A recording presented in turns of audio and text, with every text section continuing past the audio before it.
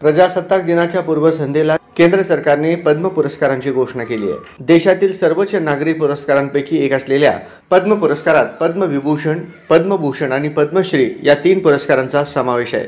साहित्य आणि शिक्षण या क्षेत्रात काम करणाऱ्या सोलापूरच्या मारुती चितमपल्ली यांनाही पद्मश्री पुरस्कार जाहीर झालाय। 5 नोव्हेंबर 1932 रोजी सोलापूरच्या मातीत जन्मलेल्या चितमपल्ली यांचे प्राथमिक शिक्षण भारतीय चौकातील टी.एम. पोरे विद्यालयात तर महाविद्यालयीन शिक्षण दयानंद कॉलेजमध्ये झाले।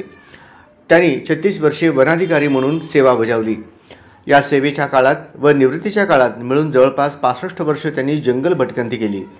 या साऱ्या आगळ्या वेगळ्या प्रवासातून त्यांनी स्वतःला घडवीत विकसित करीत साहित्याला व जगाला फार मोठी देणगी दिली आहे।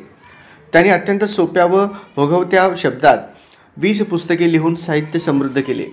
विशेष म्हणजे मूळ तेलुगू भाषिक असलेल्या या दी ग्रेट माणसाने 1 लाख नवीन शब्दाचा खजिना मराठी साहित्याला उपलब्ध करून दिलाय।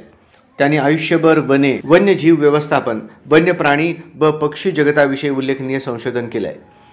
खरेच त्यांचे कर्तृत्व हे सोलापूरच्या शिरपेचात मानाचा तोरा खोवणार आहे। त्यांनी मराठीबरोबरच संस्कृतचे अध्ययन केले असून जर्मन व रशियन भाषेचा अभ्यास केलाय। या साहित्य सेवा व कामगिरीबद्दल त्यांना विविध संस्था व संघटनांनी पुरस्कार देऊन सन्मानित केले आहे।